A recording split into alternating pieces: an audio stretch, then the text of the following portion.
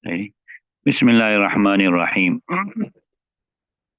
So we're still doing this masla here where Imam Muhammad Rahmullah says that if you promise the meher is khidmat of a year, then you must give the value of the khidmat, right? Then we go on وعلى قول أبي حنيفة وأبي يوسف رحمة الله عليه يجب مهر المثل. And upon the call of Imam Shaykhain, they say meher misl is wajib. And they say you don't have to give the value of the khidmah. Why? لأن الخدمة ليس بمال, because the khidmat here is not wealth. إذ لا يستحق فيه بحال, because it is not deserved in any situation. This khidmat is cannot be claimed, right, in this marriage as a meher. فصار كتسمية الخمر والخنزير. So it becomes just like if they got married on khamr and khinzir. Just as when they got married in khamr and khinzir, what you say? They must give meher misal. So likewise, Imam Shaykhain say here that when they got married on the khidmat of the husband for 1 year, right? Then that khidmat falls away, and not even the value of the khidmat becomes what is supposed to be given. Rather, it goes straight to meher misal. وهذا لأن تقومها بالعقد للضرورة. And this is because the valuation of the khidmat is via a transaction out of necessity. In other words, so firstly we said that it's not mal, right? Then the question comes about, yeah, but people are giving their khidmat service to another person. You could work for him from 8 to 5, right? So they say the only way you're going to get a value now is out of necessity. You have to allow it. The man hires him from this time to that time to do certain work, right? فإذا لم يجب تسليمه في العقد لا يظهر تقومه. So when handing it over in the transaction of marriage, right, is not wajib because of the reversal of roles, right? Then its value does not come to the fore. So it won't get any value. So yes, we're giving it value only out of necessity because one person needs the service of the other. But otherwise, in the case where he has to serve his wife, that doesn't become wajib at all in the transaction. So therefore, that cannot be meher, and therefore the value of it don't even come to the fore now. فيبقى الحكم على الأصل. So the ruling will remain upon the asal, and what's the asal? The meher misal, وهو مهر المثلي. فإن تزوجها على ألف فقبضتها ووهبتها له ثم طلقها قبل الدخول بها رجع عليها ب500. Right. Now, if a man marries his wife, right, upon 1,000 that he's going to pay, right? He says, I'm going to pay you 1,000 in meher, right? So then she took possession of the 1,000, right? And she gave it all back to him. So she took it and she gave it back to him. Then he divorced her before dukhul with her. He divorced her before dukhul with her. Then he can claim from her 500. He can claim from her 500. لأنه لم يصل إليه بالهبة عين ما يستوجبه. Because the exacting of the exact of that which was wajib upon him did not reach him with the gift. So what they're saying here is that he gave her 1,000. He owed her 1,000 as meher.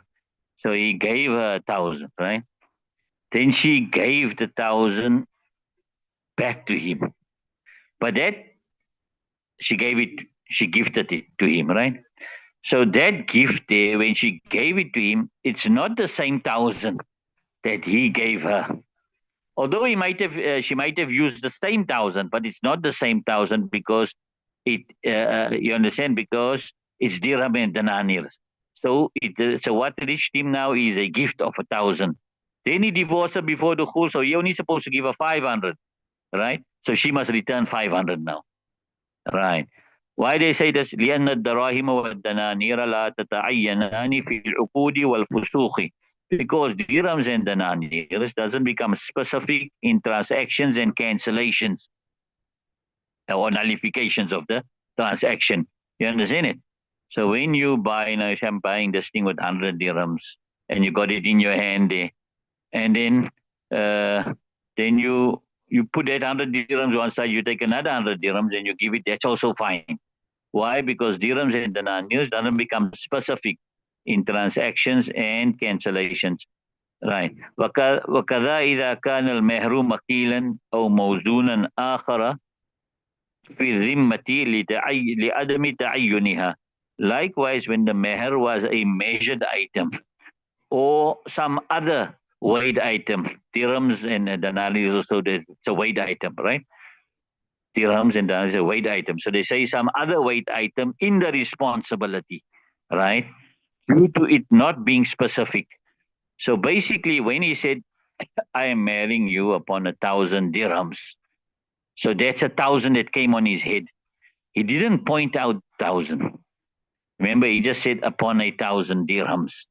So it was 1,000 that came on his head. Then he gave it and she gave back the amount. You understand it? So that will also apply when the meher is a measured item or another weighed item, but it was on his responsibility. It wasn't pointed out. You understand? That's the difference. It wasn't pointed out, right? Due to it not being specific. فَإِن لَمْ تَقْبِضِ الْأَلْفَ حَتَّى وَهَبَتْهَا لَهُ ثم طلقها قبل الدخول بها لم يرجع واحد منهما على صاحبه بشيء. Now see, I said something now. So if she didn't take possession of the 1,000 until she gave it to him, right? Then he divorced her before dukhul with her, then no one will claim anything from his companion. So what they're saying here now is that he said, I owe you 1,000. I'm pay you your marriage is 1,000, right? Then after they got married, she said, you keep the 1,000. Then she didn't collect it. Remember, she didn't collect. She said, I give it to you, right? But she didn't receive it. Yes, but she said, I give it to you. In other words, don't pay me that 1,000. You keep it, right? Then he divorced her before dukhul with her. Then nobody is going to claim anything from anyone, right? وفي القياس يرجع عليها. What you got عليها there? يرجع عليها بنصف الصداق وهو قول الزفر. And in logic demands that he must claim from her half the meher, and this is the call of Zufar. لأنه سلم المهر له بالإبراء. Because why Imam Zufar is saying this? And remember, Imam Zufar, he always works with qiyas, right? He works strictly with qiyas, right? So the qiyas or the logical reasoning is just that the meher became secured for him by her freeing him. She said, okay, don't worry about the meher. Don't give the meher, right? So that 1,000 that he's supposed to give, he got it back by her freeing him from the meher, right? فَلَا تَبْرَوْ عَمَّا يَسْتَحِقُّهُ بِالطَّلَاقِ قَبْلَ الدُّخُولِ. But she will not be free from that which he deserves because of talaq before dukhul. You understand it? That's what qiyas demands. That he must still claim from her and he must get half a meher from her. Why? Because she will not be free because he got the meher by her freeing him, right? But she will not be free because she owes him for talaq before dukhul. She owes him half the meher, right? So nevertheless, that's Imam Zufar Rahmatullahi School. وجه الاستحسان أنه وصل إليه عين ما يستحقه بالطلاق قبل الدخول. The reason of istihsan is that the exacting of that which he deserved with talaq before dukhul has reached him. That's the deeper logic now. Istihsan is a deeper logic, right? Outwardly, you can't notice it. But if you think deep, you'll find this actually has more logic in it. What is it? That the exacting of that which he deserves with talaq before dukhul has reached him. In other words, what he's supposed to get with talaq before dukhul, half his meher back. And he got it. He got that half meher back. The thing that he's supposed to pay, he didn't pay it, so that means he got it. Right. وَهُوَ بَرَاءَةُ ذِمِّهِ عَنْ نِصْفِ الْمِهْرِ. And what is that thing he's supposed to get? It is the freedom of his responsibility from half the meher. You understand it? It's a freedom of his responsibility from half the meher. And he got it. Not only half, he got the whole meher free. Right. ولا يبالى باختلاف السبب عند حصول المقصود. And no consideration will be given with the different means at the time of the objective being achieved. You understand it? ولا يبالى باختلاف السبب عند حصول المقصود. So yes, although we will say that he got it because she freed him and not because of talaq before dukhul, he got that half meher back, right? But nevertheless, we don't look at how he got it back. The main thing is he got it back, right? So this can't be this. This is a usul, is a nice usul. This. Imam Zufar says he must pay most half. Imam Zufar says he must pay half. So we say no, you don't have to pay half because he got what he's supposed to pay. What he's supposed to give, he got it before he could even pay it. So therefore, he doesn't have to. And then this is there they brought the usul that you don't look at how he got it. You look at did he get it or not. But this usul you can't just use it. You can't just say you don't look at the objective is good, but the means is haram. Then you can't say no matter how you do it, as long as the objective is good. No, the means also has to be a permissible means. Right now, leave it till there.